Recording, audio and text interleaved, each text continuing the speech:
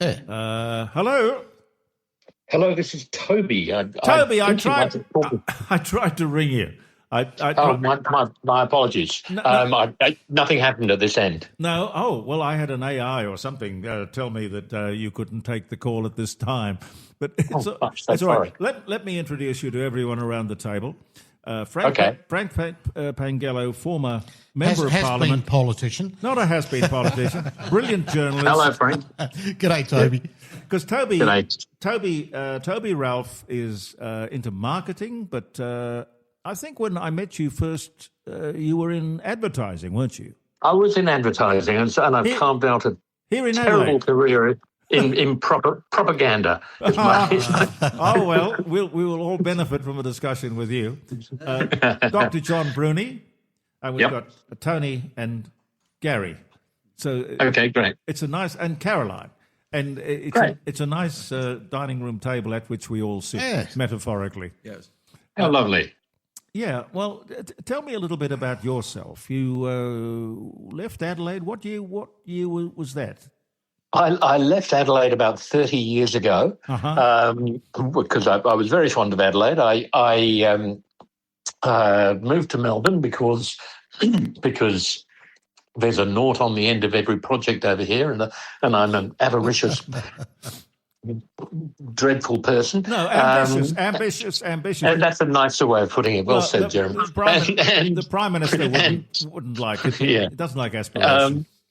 And I have worked on an awful lot of awful political campaigns. I've worked on more than 50 around the world, from Afghanistan to Zimbabwe. I worked on Afghanistan. Tell us, that got to be a challenge. Did you have security guards everywhere you went? Oh, I did. Yeah. I absolutely did. In fact, I was on a team of 27 and 6 got killed. It was I thought it would be dinner party danger. It was actually property dangerous. So I got out as soon as I could.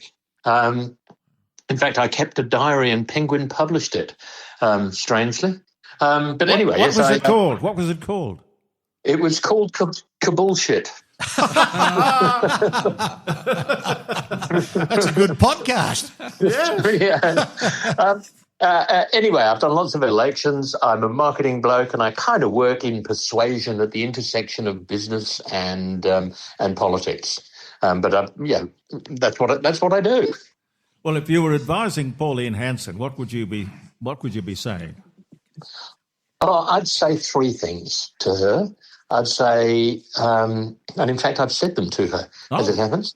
I've said you need, 1, to get more professional, and I'll expand on these. You need to be more professional. Secondly, you need to get greater policy depth. And thirdly, you need to introduce a sort of post-Bogan phase to your party.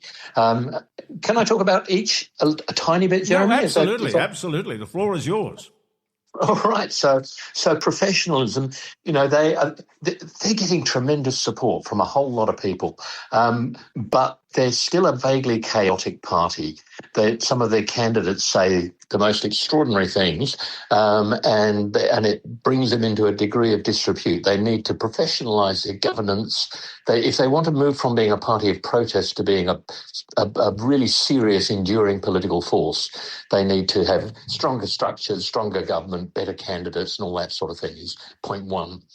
The second thing is they have a lot of popular policies, but they're not famous for detailed costings and things. If you want to run government, you've got to have, economists with thick glasses and boring accents get poring over all the details and making sure it's all right. And it can't all be good news policy. You've got to have a bit of tough love in there too. If you're going to cut $90 billion, as they say they will, let's see a list. Let's see the good things about that. Let's see the negative impacts. Let's see some serious economic cred. And the third point there is deboganising for a point. They've done very well. They speak in very plain terms with a lot of people who like it, but their market it tends to be outer suburban people without a university education. They don't appeal to people who don't speak English at home. unsurprisingly. They are hopeless with Gen Z, and if they want to attract the next tranche of people, which they need to win a number of seats, they're going to have some spokespeople who a lot of people agree with what they're saying, but not how it's said. And they need some people who can deliver it in a more palatable way for those groups, I think. And you've got to have a disciplined, because the Labor Party, one of the great strengths they have is that they are very, very disciplined. Nobody steps out of line. Yeah, but they've been around for a while, Jeremy. Oh, yeah. And of course, they've got a war chest. Well, Pauline's now got a war chest, Toby. A bit of a one. She has. So, no, they've got a big war chest. And, some of the points you make are quite pertinent. You're right about that. They've won the popular battle now. Now's the time to sort of dig the trenches and start getting the expertise in, which I think they will. Yeah. And she knows that. I think they are. I think they are. It's just what do you break while you're doing it? Because it's a transformation is a tough trick. But they brought in a bloke called Kelvin as their general manager, who is a very good transformational specialist, and he's trying to make some of those changes, I think. It's not an enviable job. No, but what would you say to Angus Taylor though, Toby? Oh, what He's got a very tough job too. I mean, where we are, I was talking about this a while ago, and I was saying there's a movie, a Bruce Willis movie, where we see Bruce and there's a young kid in it called Haley Joel Osment, and he clutches his face seriously and says, "I see dead people," and at the end of the movie, you work out that Bruce has been dead the entire time, and he hadn't actually worked it out. And I think to a degree that's certainly the two-party system, and it might actually be the Liberal Party unless they're careful. So what I'd say to Angus is you got to get back to you can only win from the centre. Pauline's going to take the right. If you're going to have a right-wing fight, you're going to lose it because you might win that fight, but you're going to lose the centre, and Labor will be stuck there forever. The Teals will expand, the Greens will expand, and you'll just become a party of the right. He's got to win from the centre, and that's a tough call. But what can you do? What's one of the things that he should be doing to try and put that flag in the sand and be heard? Because He just, this is the thing with the Liberal Party, both federally and state-wise here, is they just can't seem to make much headway in winning media exposure the right way. No. They can't recognise an opportunity, how to pitch it and how to sell it to the public. And I think this has been part of their problem, Toby. I completely agree. I think one of the things they have to do is return to that dreary old subject of economic management and debt. They have an inherent, Labor are always going to be seen to be the party that care a bit more about nurses and schools because that's their brand. The Liberals, be it true or not, will be seen to be the company that knows more about money. Australia has got this addiction to debt. I was working out the other day what was government debt on January the 1st, 2000, and what's government debt today, and how much have we spent per day since then, every day, for the last 26 years, more than we've raised. And that sum is around $150 million a day, which is just a staggering. It is. I know. It resembles Argentinarism, right? Peronism. Absolutely. Banana Republic stuff. But isn't it true that just this year, 20 years ago, Peter Costello had paid off, admittedly it was the money from the sale of Telstra, but we were debt-free in 2006. Peter exactly Costello. Right. Yeah. And I mean, Peter should really stick his hand up again and take one for the team and do some work. I mean, we've got Tim Wilson now, who's very good, actually. He's a very good shadow treasurer, but he's still finding his feet and he doesn't have any power. But Peter did a great job. And, the Liberals' natural space is to say this money, why do we have declining services? Why do we have inflation? Why do we have hospitals that can't quite afford things at the local level? Why do we have all these problems? Because we've got this mountain of debt that we have to pay, and we've got to address that. Otherwise, young kids are going to be saddled with it, and you think things are unaffordable now, they're going to get so much worse. Yeah. So I think that's a territory on which they can make some real ground and hopefully do some good for the country. Yeah, your reference to the opposition treasurer. So the other thing I've noticed about him, which is lacking in the Liberal Party, both federally and state, is he's able to land leather, right? He's able to land a punch and people notice him. And, his attack on Rishworth and others, right? Which is all they can really do at the moment, is try and land some leather. And try. What I'm saying is they're missing, Toby, is a bit of narcissism. Well, what do you mean? Well, bastardry, right? And look, mongrellism, right? Because in fact, there's an even stronger word that one of my Labor colleagues was saying to me last year, right, about the Liberals, what they lacked, right? He said what we've got and what they don't have, right? What is it? Well, it's a very strong. I'll tell you off air, Jeremy. No, tell me on air. No, I'm not going to tell you on air because you'll be pulled off air. It's such a strong word. Wild West. Nobody has any rules here. Well, it's sort of similar to a female sexual organ. Right? Oh, I see. Right? I get and you. And they don't have that. And he said to you, kept saying to you, which is something we have. We know how to get into the trenches and fight. Bare-fisted, right? We know what to do. In other words, they know how to find and get scalps, and that weakens a party. Now, when I'm told by the Liberal Party, firstly, restrict or stop doing your media, right? All right, don't do media. Well, you do media brilliantly. Well, I was told not to, otherwise I'd be disendorsed, right, if I went out and did media without them knowing or whatever. That wasn't me. And then I'm told, because I was pretty critical of the Premier over a number of issues, right, that was going on, so I was attacking the Premier in online. And I'm told twice, don't attack Peter Malinauskas. Why? Because our voters like him. Yeah. Okay. You're going to hit me over with a feather duster. He's bulletproof. Our voters like him. And I said, well, hang on, isn't it our job to make sure that the electorate doesn't like him? You would think. But so apparently they did some polling amongst Liberal voters and they all liked him. So lay off him. And you'll notice generally they don't go after him. Right? No. Toby, it's a dog's breakfast, really. In politics today, it used to be kind of clean cut. But not anymore.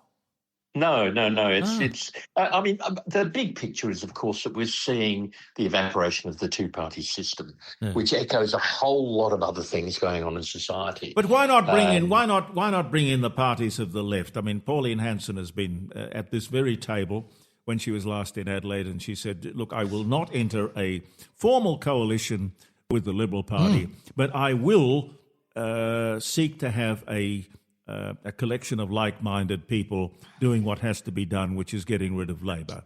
In other words, she'll guarantee supply and confidence, but she doesn't want to be told what to do by the Liberals. Now, there are various other parties of the right. It couldn't be that difficult to just come together in a marriage of convenience. It's a marriage that won't work, Jeremy. Well, a lot of marriages don't work. No, well, this one won't. I can tell you now. I can predict it now. It won't work. A marriage between one nation and the coalition, Nationals and the Liberals, won't work. They'll be at each other's throats, and it's who's going to be in control. and who's going to get this and who's going to get that.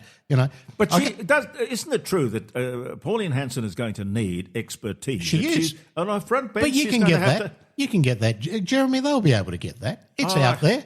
There are people that are now starting to gravitate who were former Liberal supporters that have had a gut full of them, and even there's some disaffected, conservative Labor minds that are also looking, saying, well, okay, only because they can see they can hitch their wagon to a populist movement. Good. That's what it is. Promising. Yeah. Well, that's what's happening. I haven't seen. Look, in all my years, so I had more than 50 years in public life as a journalist and then as a politician. I have never experienced what we're seeing now. It's interesting, isn't it? It is. It is. Wouldn't be dead for quids. Well, when we're dead, they'll be talking about it and they'll be writing books about it. What did you say, Toby? You look at this latest fundraising that she did on the Fire the Liar campaign. Yeah. They've had, I don't know what the number is at the moment, but it was looking like about 4 million. And it's all done in $50 bits. I think $56 is the average donation. You know what Labor got, Toby? I guess 20 grand or something. Yeah, you're right. 27,000 apparently. Labor got $27,000. Well, why would we be giving them the money? I mean, you think of that, and that's 75,000 people or thereabouts who've tipped in their own money, and most of them are battlers from the burbs, and there are, I think, about 35,000 Liberal Party members. There are about 50,000 Labor Party members, I think, and this is 75,000 people who voted with their paychecks for what she's saying and doing. It's formidable. Well, the Liberal Party were beneficiaries of a very generous donation from a philanthropist here, Pamela Wall. I think it was about 5 million. Oh, she's a remarkable. She's a remarkable philanthropist. Drowning in money. How did they make their money? He was one of the three Codan, wasn't it? Codan. Ian Wall was one of the three founders. And that's a multi-billion-dollar company with contracts all over the world. Her shares are worth $1.4 billion. So it's through Silicon Valley, isn't it? Is it? No. Codan is a radio company that started in Grave Street, Newton. Yeah, but what did it branch out into? It made HF radios and it made satellite gear. Yeah. Now it's into metal detectors. That's it, the metal detectors. They bought Minelab in 2007. And they lived just around the corner from here for years and years and years till he died. And she's still going, I believe. Is she? She's early 90s and she's trying to give away money. Oh dear! I stand ready to help. I remember he had a most beautiful silver ghost Rolls Royce. Oh, lovely. Yeah. But he deserved every bit of his success. And his, but you're not going to find generous benefactors like that, are you? No, in the not political every party. Yeah, and to give them that much, and they had that money prior to the state election. And what did they do? What did they do with it? Nothing. There were no attack ads. No. In fact, I remember them telling me there was this call flute of an ambulance, right? And the original wording on it was basically that Labor had killed people through ramping, right? I can't think of the exact wording, but true. it was very clever, right? And true. But they got spooked and changed it. And, of course, we've just had an inquest that came out that slammed Labor for the deaths of 3 people because of ramping. So it was true. But this is what I'm saying. They're scared to fight, Jeremy. Toby, you know what ramping is? I do know what ramping is. Oh, yes. I certainly do. We're pretty good at it here in Victoria, too. It's actually a worldwide problem, to be quite honest, Jeremy. I'm surprised with Labor's lying in Canberra and the behaviour of Jacinta Allen and what the CFMEU scandals and all of that in Victoria. I can't believe that they are... still there, in it. Still there. It's astonishing. I mean, there's an election in November, but there's an uphill battle. You've got One Nation who are going to do very well in the regions. You've got Liberals who should pick up a few seats, but will probably lose a few because they've got more marginals than Labor. And you've got Labor who will fight tooth and nail to defend their territory. It's going to be an interesting election. It's not even in this ghastly situation where there's $15 million of corruption to the CFMEU, where there's $200 billion. Sorry, that's billion. $200 billion of state debt, where there's awful things happening here, and the state in a great state of disrepair. They're still not. It's still not automatically going to get kicked out. It's amazing. Well, is it because the opposition leader isn't really making an impact? I mean, I see a lot of her videos and stuff, and there's some clever ones that I've seen her do. But are they taking her seriously? Is she the type of leader? See, this is what Labor here have a fantastic leader, probably the best politician I've seen in 50 years. And Liberal voters like him. Exactly. But over in Victoria, there isn't an outstanding leader to take on the Labor Party, and I think that's the issue. What are we waiting for? But how would you pitch it over there in November, Toby, with... I'm sure that the One Nation are going to utilise the Fire the Liar campaign in Victoria because, the Andrews and Allen governments have been liars. You could fire the liars. I mean, that's a very, very powerful slogan. Are they going to put a statue up to Andrews? Well, they have, haven't they? I think it's in the making. It's in the making. Oh, dear, oh, dear. Toby, you'll have to come on the show again. Yeah. Do you ever get back to town? I'd love to. Do you ever get back to town? I do. I'm lucky enough to be on the board of a winery there, Shaw and Smith. Terrific wine. Yeah, they are. Very good. Get a plug in. So I come there occasionally, and I'll come and infest your studio and sit around your table with you. I think you'll love that because Jeremy loves the wine flying. That would be fantastic. Yes. Okay. All right. Many thanks, guys. Toby, thank you very much for your time. Pleasure. Take it easy. Bye. Appreciate it.